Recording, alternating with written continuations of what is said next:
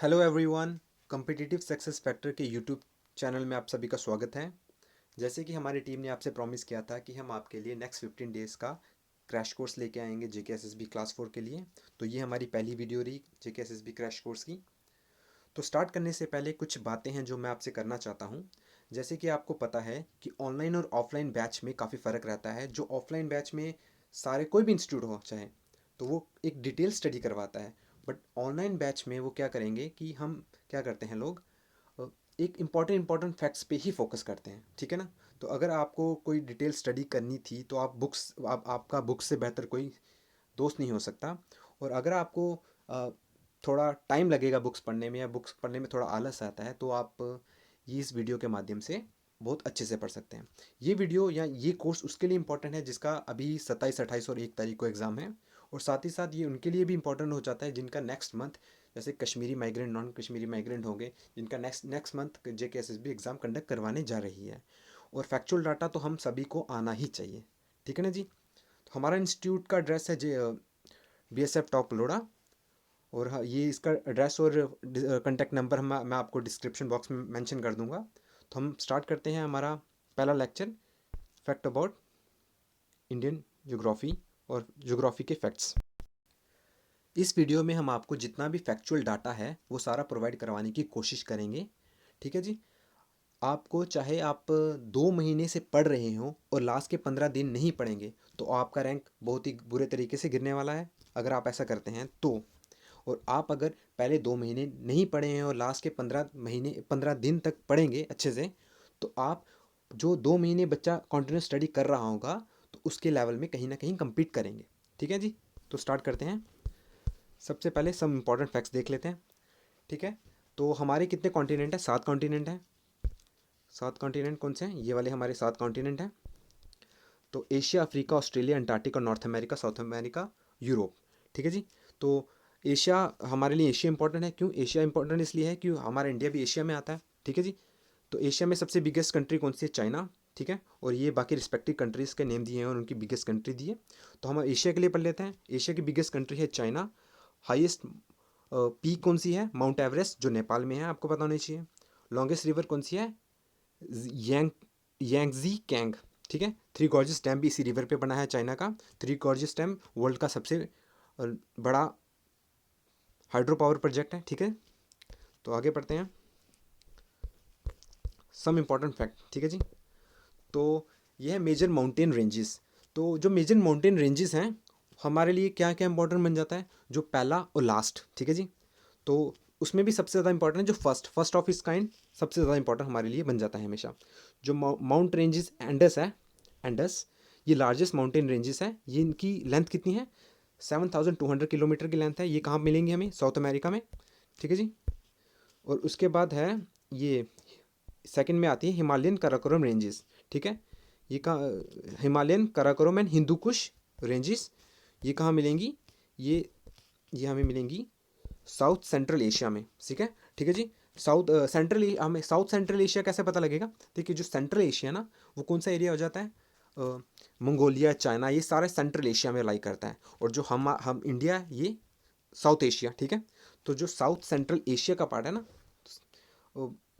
South से थोड़ा central ऊपर की तरफ जाएंगे तो वो साउथ सेंट्रल एशिया का पार्ट हो जाएगा। जैसे नेपाल हो गया, ये तिब्बत एरिया हो गया, ठीक है। तो हमारा जम्मू कश्मीर भी इसमें लाई करेगा। तो ये इसकी लेंथ टोटल कितनी है? 5,000 किलोमीटर की, ठीक है जी। तो वैसे स्मॉलेस्ट पूछेगा नहीं, but still the shooter butter ranges जो कैलिफोर्निया में है, ये इनकी रेंजेस की लेंथ कितनी है? 610 मीटर्स, ठीक है जी। तो अब आते हैं प्लेट्यूज़। प्लेट्यूज़ में इंपॉर्टेंट क्यों है? क्योंकि प्लेट्यूज़ की लोकेशन के अकॉर्डिंग ये इंपॉर्टेंट बन जाता है। ये सबसे बड़े हैं तिब्बतन प्लेट्यूज़, ये है हिमालयन और कुनलुन माउंटेन के बीच में, ठीक है जी। तो ये भी चाइना का पार्ट ही है फिलहाल के लिए, और आधा थोड़ा सा इंडिया का पोर्शन भी इसे शेयर करता है। फिर आते हैं डेक्कन प्लेट्यूज़, ये सदर्न इंडिया का पार्ट है। जो भी सदर्न इंडिया में प्लेट्यूज़ लाई करते हैं, ये वो डेक्कन प्लेट्यूज़ में आते हैं। और ये एक है अरेबियन प्लेट्यूज़, ये साउथ वेस्टर्न एशिया का, ठीक है जी। साउथ और वेस्टर्न, लाइक ये अफ़गानिस्तान से आगे तजाकिस्तान, उज़्बेकिस्तान, ये वो, ठीक है ना जी। तो और उसके बाद आता है एटमॉस्फेयर। ज्योग्राफी में एटमॉस्फेयर भी बहुत इंपॉर्टेंट है, क्योंकि हमें पता होना चाहिए कि हमारे एटमॉस्फेयर में कौन सी गैसेस प्रेजेंट करती हैं और उनका कंटेंट हमारे एटमॉस्फेयर में कौन सा है, कितना है मतलब। और सबसे ज़्यादा हमारे एटमॉस्फेयर में किसका कंटेंट है? नाइट्रोजन का। ठीक है जी, 78% हमारे एटमॉस्फेयर में नाइट्रोजन है। और ऑक्सीजन हमारे एटमॉस्फेयर में 21% है। ऑर्गन इतना इंपॉर्टेंट नहीं है, बट स्टिल पढ़ लेते हैं, 0.93। बट और कार्बन डाइऑक्साइड हमारे एटमॉस्फेयर में कितना है? 0.03। देखिए 0.03 होने के बावजूद भी इसने हमारे नाक में दम करके रखा है। ठीक है जी। तो उसके बाद इंपॉर्टेंट आ जाता है हमारे, जब हम एटमॉस्फेयर के बारे में पढ़ ही रहे हैं तो लेयर्स आती हैं। जैसे हम अपने ज़मीन की सतह से ऊपर जाएंगे, जो सरफेस है ना हमारी अर्थ का, हम उससे ऊपर बढ़ते जाएंगे तो हमारे कुछ लेयर्स आती हैं, एटमॉस्फेयर की लेयर्स आती हैं, जिनका नाम क्या है? पहला है ट्रोपोस्फेयर। अगर ट्रोपोस्फेयर 8 से 18 किलोमीटर की रेंजेस में लाई करता है। एग्जाम्पल, ये मतलब क्या हुआ इसका, कि अगर हम पोल से जाएंगे, बिल्कुल धरती के सबसे टॉप नॉर्थ वाली साइड से, यहाँ तो नॉर्थ, यहाँ तो साउथ से, ठीक है जी, तो वहाँ से 8 किलोमीटर, और इक्वेटर से जाएंगे वहाँ से 18 किलोमीटर के ऊपर हमारा ट्रोपोस्फेयर पड़ जाएगा। तो इसमें क्या होता है, जो टेम्परेचर ना सडनली डिक्रीज होने शुरू हो जाता है। फिर आता है स्ट्रेटोस्फेयर, वो अप टू 50 किलोमीटर तक जाता है। स्ट्रेटोस्फेयर इसलिए इंपॉर्टेंट है क्योंकि जो हमारा ओजोन है ना, ये इसी लेयर में लाई करता है, और जहाँ ओजोन लाई करता है उसको क्या कहते हैं हम? ओजोनोस्फेयर। ठीक है जी। तो उसके बाद आता है mesosphere. Mesosphere up to 80 kilometre. ये इसी लेयर में कोल्डेस्ट लेयर ऑफ एटमॉस्फेयर मिलता है हमें। ठीक है। तो फिर आता है थर्मोस्फेयर, ये 400 किलोमीटर तक है, और एक्सोस्फेयर ये अप टू 900 किलोमीटर तक है। ठीक है जी। ठीक है जी। ये हम सरफेस के ऊपर ऊपर गए हैं। तो ये है troposphere, stratosphere, mesosphere, thermosphere and exosphere. ठीक है। और हाँ, तो ये रहा। अगर हम सरफेस के ऊपर जा रहे हैं तो ये लेयर्स आ रहे थे, ट्रोपोस्फेयर, मेसोस्फेयर, जो हमने पढ़े। अगर हम अपनी ज़मीन की सतह के नीचे जाते रहें तो क्या आएंगे? तो हमारी 3 लेयर्स आएंगी एक और। तो उनका नाम क्या है? क्रस्ट। सबसे ऊपर वाली का नाम क्या होगा? क्रस्ट। फिर आएगा मेंटल, फिर आएगा ये कोर। ठीक है जी। तो ये इनका डिस्टेंस दिया गया है कि कितने से कितने किलोमीटर नीचे जाते रहेंगे तो क्या आएगा? क्रस्ट का कहाँ तक लाई कर रहा है? क्रस्ट लाई कर रहा है 0 से 10 किलोमीटर, 100 किलोमीटर, सॉरी। ठीक है जी। तो फिर उसके बाद मेंटल लाई कर रहा है 100 से 2900 किलोमीटर तक। देन उसके बाद हमारा कोर, जिसमें इनर कोर और आउटर कोर हो गया। ठीक है। तो ये 637 ये हमारे अर्थ का रेडियस। ठीक है जी। और आगे करते हैं अब हम। हाँ, ये रहा हमारा प्यारा भारत, देखने में बहुत ही ज़्यादा खूबसूरत। तो इसको पढ़ते हैं। ठीक है। तो सबसे पहले हम अपने नेबर देख लेते हैं, हमारा नेबर कौन कौन सा है। एक तो अफ़गानिस्तान है हमारा नेबर। हाँ, यस यस, एक हमारा नेबर है अफ़गानिस्तान। अफ़गानिस्तान कैसे कह सकते हैं हम, कि जो हमारा पीओके ये एरिया ना, पाक ऑक्युपाइड कश्मीर है ना, तो इस एरिया से जो हमारा अफ़गानिस्तान की बाउंड्री शेयर करती है। तो एक हमारा अफ़गानिस्तान हो गया, एक हमारा पाकिस्तान नेबर हो गया, एक हमारा नेपाल हो गया, एक हमारा भूटान हो गया, और एक हमारा बांग्लादेश हो गया। और हमारा साथ ही साथ म्यांमार, जो ये एरिया है म्यांमार, ये भी हमारा एक नेबर है। ठीक है जी। म्यांमार में अभी का करंट अफेयर के लिए म्यांमार में जानिए कि म्यांमार में कू हुआ है, तख्ता पलट। ठीक है ना। तो श्रीलंका भी हमारा एक नेबर है, बट ये इसके साथ हम लैंड बाउंड्री नहीं शेयर करते, इसके साथ हम वाटर बाउंड्री शेयर करते हैं। ठीक है जी।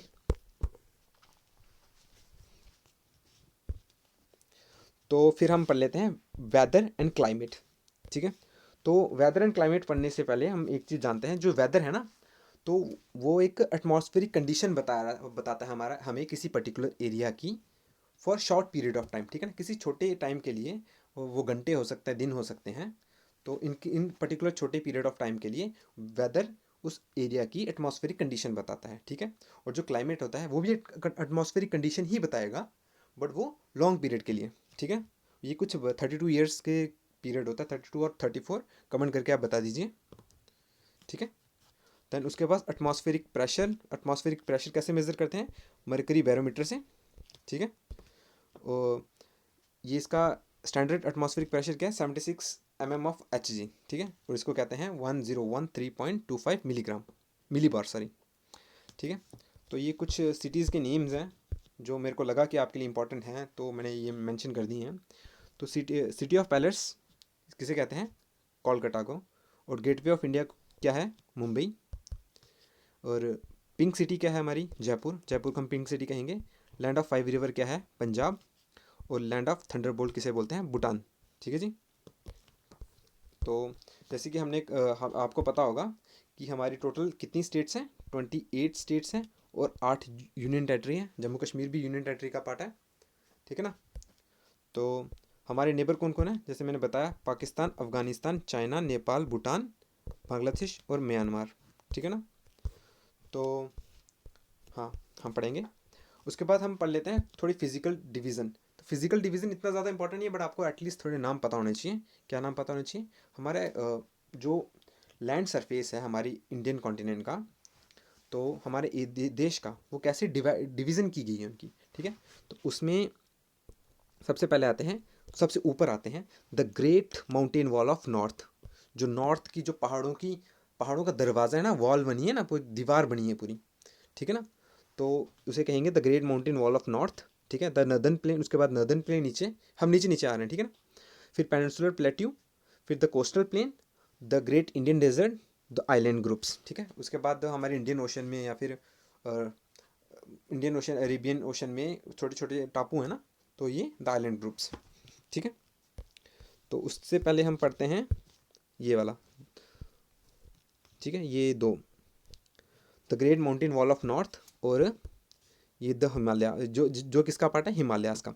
हिमालय भी 3 टाइप के हैं, हम यहाँ लिखा है ग्रेटर हिमालय, लेसर हिमालय और ट्रांस हिमालय। जो ग्रेटर हिमालय है, मैं आपको मैप से दिखा देता हूँ। जो ग्रेटर हिमालय है, तो जो ये पोर्शन है ना, ये स्टार्टिंग वाला पोर्शन, ये पोर्शन ग्रेटर हिमालय का पार्ट बन जाता है। ठीक है।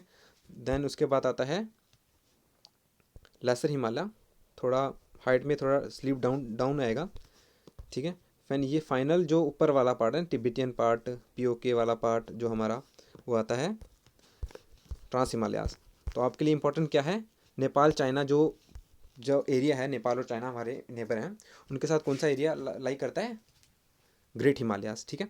ट्रांस हिमालयास में क्या आता है? बेसिकली सियाचिन ग्लेशियर है, वो ट्रांस हिमालय का है पार्ट है।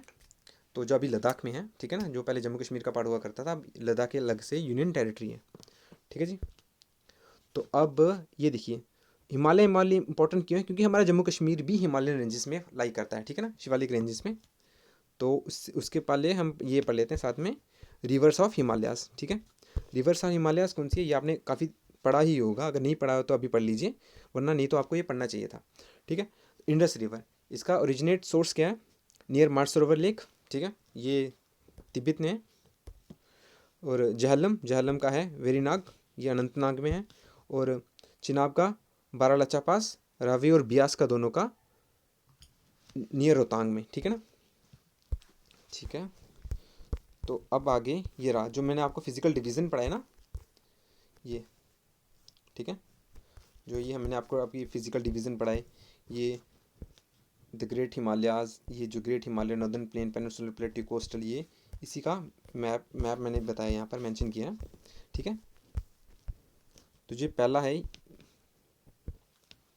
जो ये वाला एरिया है, ये किस में आता है? द नर्दर्न माउंटेन में। ठीक है। और ग्रीन वाला एरिया किस में आएगा? द नर्दर्न प्लेन में। ठीक है। वैसे ही हमारा द ग्रेटर हिमालय हो जाएगा, और the Deccan plateau, the coastal plain, the island. ठीक है ना।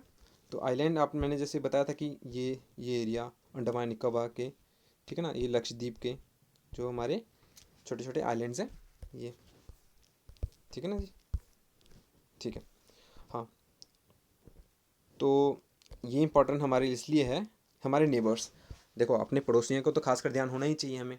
तो हमारे पड़ोसियों के साथ हमारी कौन कौन सी स्टेट लाई करती है, बाउंड्री शेयर करते हैं, तो उनका नाम जैसे पाकिस्तान हो गया।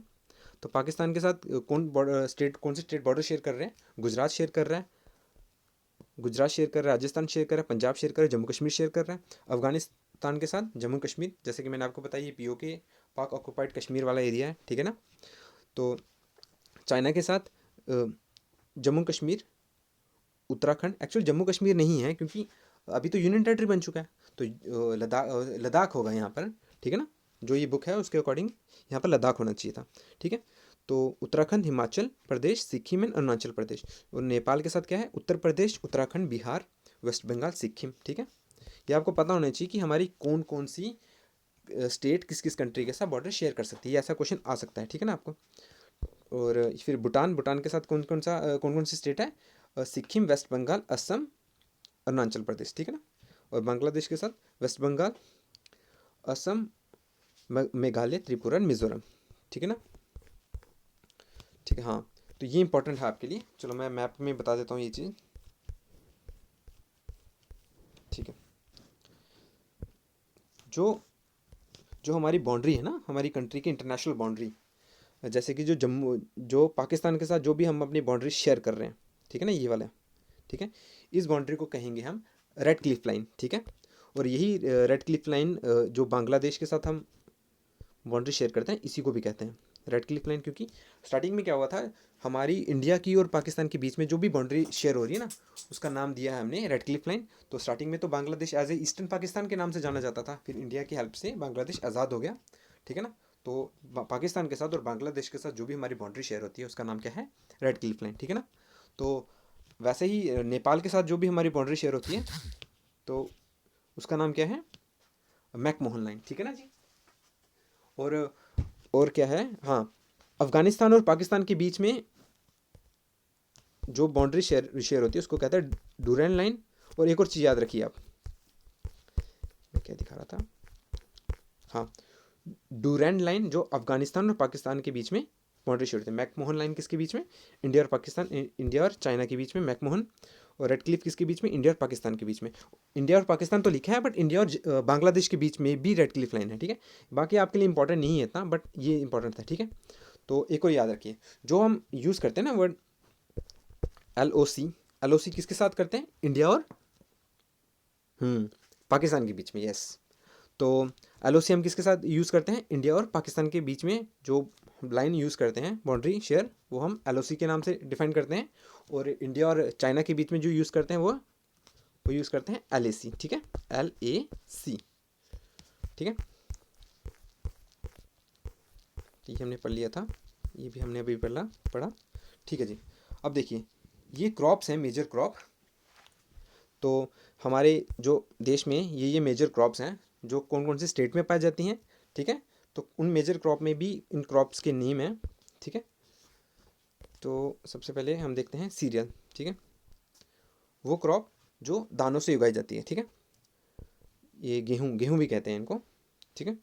तो वीट, राइस, ग्राम, बारले, बाजरा, ये सीरियल में आते हैं, ये चीज़ें ये सीरियल में आते हैं। इसके प्रोड्यूसर कौन है, उत्तर प्रदेश, पंजाब, मध्य प्रदेश, ठीक है। राइस का वेस्ट बंगाल, उत्तर प्रदेश, ये ऐसे ऐसे आपको नाम याद रखने हैं। आपको बेसिकली पढ़ना है, आप एक दो बार ही पढ़ेंगे तो आपको पता लग जाएगा, ठीक है ना। वैसे ही क्रैश क्रॉप होती है जिनसे हम पैसे कमाते हैं, ठीक है। मतलब जिनको बेच के या व्यापार किया जाता है, जिन क्रॉप को यूज़ कर उगा के जो व्यापार के काम में आते हैं उसको कहते हैं क्रैश क्रॉप, ठीक है।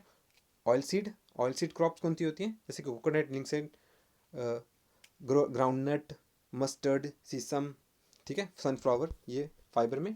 कॉटन, जूट, सिल्क, ये सारे फाइबर क्रॉप है। प्लांटेशन में कॉफ़ी, रबर, टी, टबाको, ये प्लांटेशन में आती हैं। और स्पाइसेस में आते हैं पेपर, जिंजर, टर्मिक, ये हमारी किस में आती हैं, स्पाइसेस में, ठीक है। और आगे इंपॉर्टेंट है ये लेक्स, ये कुछ इंपॉर्टेंट लेक्स के नाम दिए गए हैं, जैसे कि चिल्का लेक। ये चिल्का लेक कौन सी है, ये सलाइन वाटर लेक है। और ये इंडिया की, हमारे देश की सबसे लार्जेस्ट साल्ट वाटर लेक है, ठीक है ना। तो वैसे ही और भी नाम है इसमें। जम्मू कश्मीर में क्या है, जम्मू कश्मीर का क्या नाम है, वुलर एंड डल लेक, ठीक है ना। तो सोमरारी, ये जम्मू कश्मीर इसमें दिया हुआ है, बट ये अभी लद्दाख में है, ठीक है ना। तो ये अभी से 42 रामसर साइट का भी अवार्ड मिला है, ठीक है। तो ये हमारी इंपॉर्टेंट लेक्स हैं जो आपको लर्न करनी है। आप एक दो बार ही पढ़िए, आपको आराम से आ जाएगा, ठीक है ना। तो उसके बाद हमारी ये रिवर्स, ठीक है। तो जैसे गंगा, ये कंबाइंड सोर्स यहाँ पर लिखा है, बट गंगा का सोर्स क्या है, गंगोत्री ग्लेशियर है ना, वहाँ से ये गंगा बहती है। और जैसे वैसे ही यमुना का है, यमुनोत्री ग्लेशियर, ठीक है। वैसे जैसे झेलम का हमने पढ़ा, वेरीनाग इन कश्मीर, ठीक है ना। फिर ये चनाब में बह जाते, फॉल करती हैं, ठीक है। तो वैसे ही कोसी रिवर, ये भी गंगा का एक ट्रिब्यूटरी है, उसमें फॉल करती है। और वैसे ही किशन गंगा, साबरमती, ये अहमदाबाद से निकलती है, मतलब अलग अलग एरिया से, झेलम, और ये डिफरेंट डिफरेंट नदियों के नाम हैं। आप एक बारी पढ़िए इन सभी को, ठीक है। आप 2-3 बारी पढ़ेंगे तो आपको ये आ जाएगा, ठीक है ना। तो थोड़ा है हमारा डाटा ये वाला, थोड़ा आपको लगेगा, बट स्टिल ये बहुत ही इंपॉर्टेंट था। जो जो भी हम पूरी इंडियन ज्योग्राफी में इंपॉर्टेंट लगा, मैंने आपके साथ डिस्कस करने की कोशिश की, ठीक है। अगर और कोई इंपॉर्टेंट लगेगा हम आप डिस्कस करेंगे। और हाइड्रो पावर प्रोजेक्ट के फॉर्म में जब हम जम्मू कश्मीर की ज्योग्राफी करेंगे ना, तो हम जम्मू कश्मीर का हाईएस्ट और इंडिया का हाईएस्ट कंपेयर करते रहेंगे, ठीक है ना। तो उसमें हम आपको ये करवा देंगे, ठीक है। अभी के लिए फैक्ट जो इंडियन ज्योग्राफी का, तो मेरे को इतना ही लगा जो मैंने आपके साथ शेयर करने की कोशिश की, ठीक है जी। और आज के लिए इतना ही रखते हैं। बाकी आपने जितना भी पढ़ा है वो वेल एंड गुड, आपको अपने सोर्स से पढ़ना ही चाहिए, बट आपको जो भी मैंने यहाँ पर आज करवाया ये पढ़ के जाना ही जाना है। तो आज की वीडियो इतनी ही रखते हैं। अगर आपको हमारी वीडियो अच्छी लगी तो प्लीज़ लाइक कीजिएगा और अपने दोस्तों के साथ शेयर कीजिएगा। और अगर आपको हमारा पढ़ाने का तरीका, हमारा ये इनिशिएटिव अच्छा लगा हमारा और हमारी टीम की तरफ से, तो आप सब्सक्राइब बटन ज़रूर दबाइए और बेल आइकन को दबाइए, जिससे जितनी भी जैसे ही हम कोई न्यू वीडियो डालते हैं वो आप तक सबसे पहले पहुँचे, ठीक है। Thank you so much.